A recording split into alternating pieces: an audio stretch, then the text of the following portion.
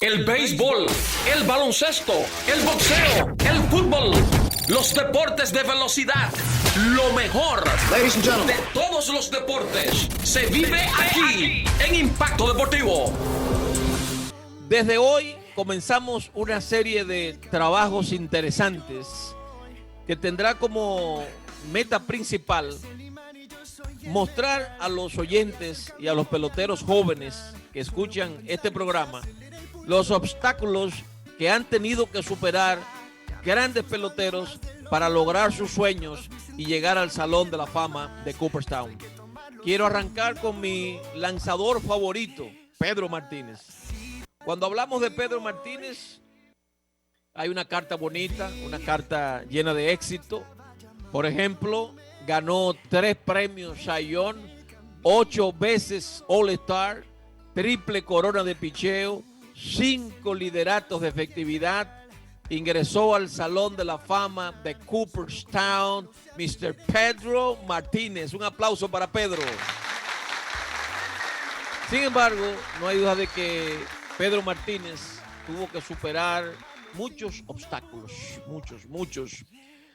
Por ejemplo, lo conoce mucha gente, y es que Pedro, en la organización de los Dodgers de Los Ángeles, había mucha gente que decía, pero este muchacho es muy chiquito, este muchacho no va a llegar muy lejos, este hombre se va a lesionar.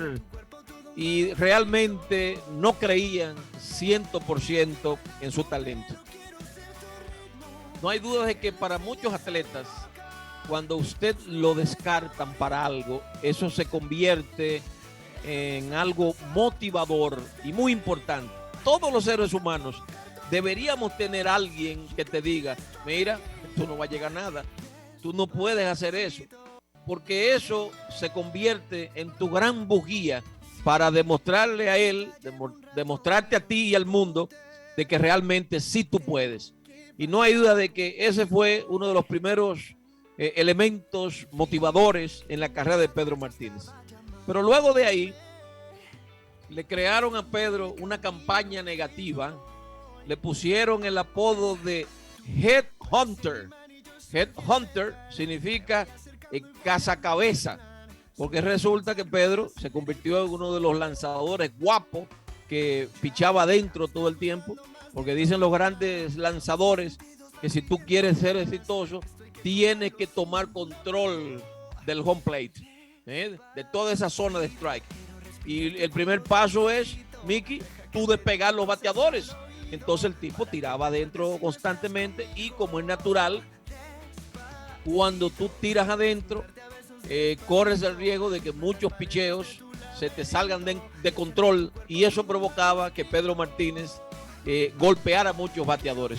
Yo estuve una vez en Yankee Stadium, Nueva York, cuando Pedro tuvo un gran juego frente a los Yankees, y en ese juego, así de memoria, recuerdo que mandó para el hospital a Derek Jeter, no, creo que Bernie Williams también. Fue como 3 bateadores que le dio 3 bolazos en forma consecutiva, y eso erizaba a los fanáticos de los Yankees y a los fanáticos de los otros equipos. De hecho, hubo una vez que él creo que le dio un bolazo a Gerald Williams, que falleció recientemente, y Gerald Williams salió al montículo y le dio una trompada a Pedro Martínez. Ese fue el famoso lío allá en Tampa. Y no hay duda de que cuando Pedro le tocaba lanzar, ya usted, imagínese usted, la gente pensaba, pero este es el momento de yo vengarme de ese hombre. Entonces Pedro Martínez en su carrera tuvo que luchar con esa mala fama de que él era un headhunter, un cazacabezas. Head significa cabeza. Pero además de eso, Pedro tuvo el obstáculo aquel de cuando tuvo el incidente con Don Zimmer en Fenway Park de Boston. Zimmer era un coach de los Yankees, y Don Zimmer cogió para encima de Pedro, y Pedro, basado en lo que él nos ha contado, y yo le creo, se protegió, se lo quitó de encima, pero lamentablemente Don Zimmer cayó al suelo, y la prensa de Nueva York agarró y desbarató a Pedro Martínez diciendo que había pues golpeado a un mayor. Oye, eso fue un escándalo tremendo, pero con el tiempo se demostró que Don Zimmer ya había tenido un problema con Mario Soto una vez, era sangre caliente, y que era una persona provocadora. A veces en el calor del juego puede ser un catcher, puede ser un árbitro, puede ser un pelotero. Tú puedes, oye esto, Mickey, tú puedes aceptarle cualquier tipo de ofensa, pero menos que, por ejemplo, te mencione tu mamá, diga que tú eres pájaro, que tú eres, o sea, cuando se dicen cosas que generalmente los fanáticos no lo escuchan, entonces eso hiere los sentimientos de los atletas, y por eso es que usted ve con frecuencia que se arman esos líos. Otro capítulo triste que tuvo que superar Pedro Martínez en su carrera, y eso lo viví yo, y es que durante aquella rivalidad contra los Yankees de Nueva York, cada vez que Pedro salía del dugout que iba hacia el montículo, había una serie de fanáticos que vivían constantemente gritándole cosas personales a Pedro Martínez. Lo escupían, no de frente porque no le llegaba, pero cuando él miraba hacia allá lo escupían, como quien dice, tú no eres nadie, nosotros somos los Yankees. Y me imagino que ese tipo de humillación también Pedro Martínez tuvo que haberlo sufrido en otros escenarios. Y no hay dudas, señores, de que, bueno, Pedro una vez dijo que el béisbol tenía un lado oscuro que la gente no conocía. Y más o menos Pedro explicó que el lado oscuro era en el que el béisbol pensaba más en lo económico, en lo de ganar por encima de cómo se sintiera un atleta. ¿Y a qué vino eso? Bueno, Pedro tuvo dos inconvenientes en Fenway Park. Uno fue que había un partido muy famoso que se había promocionado entre Boston y los Yankees, si la memoria no me falla, creo que era Pedro Martínez contra Roger Clemens. Ya usted sabe, el play lleno, las cadenas de televisión, los periodistas, todo el mundo iba a estar atento a ese juego. Pero Pedro parece que no se sentía bien físicamente, y como que le comentó al manager, la gerencia, mira, es muy probable que yo no pueda tirar ese juego. Ay, muchacho. Entonces la gerencia como que le insinuó, no, pero eso no puede ser, porque ya este juego está vendido y hay grandes expectativas. Y Pedro sintió como que su salud estaba por debajo, o sea, como que no importaba, ¿tú me entiendes? Y eso fue uno de los obstáculos que él tuvo que enfrentar, Pedro, de entender que el béisbol es más comercial, es más industria que cualquier otra cosa.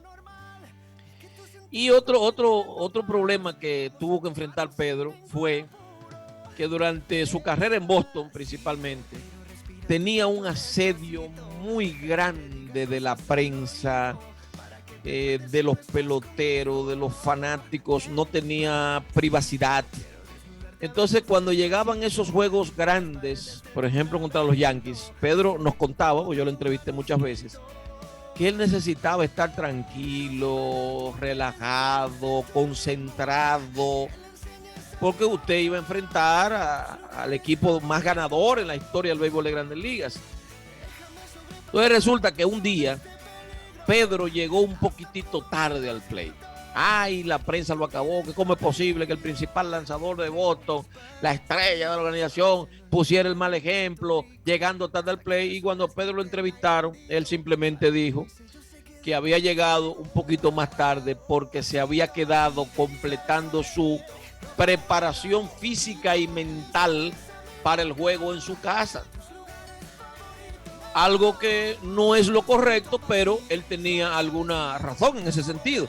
Es decir, tú llegas a Fenway Park y te están esperando desde el parqueo los periodistas, los fanáticos, que la bola, que un familiar, que dame una boleta, que fírmame una bola, que, óyeme, eso no es fácil.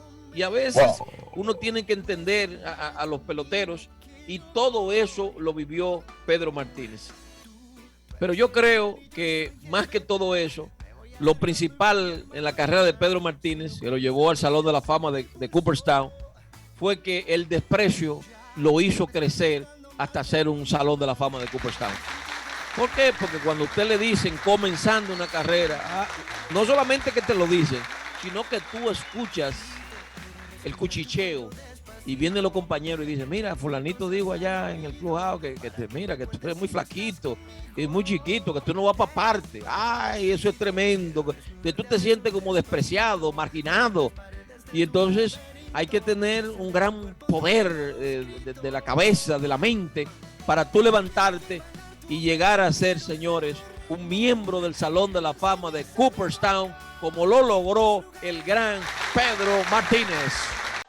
El béisbol, el baloncesto, el boxeo, el fútbol, los deportes de velocidad, lo mejor de todos los deportes se vive aquí en Impacto Deportivo.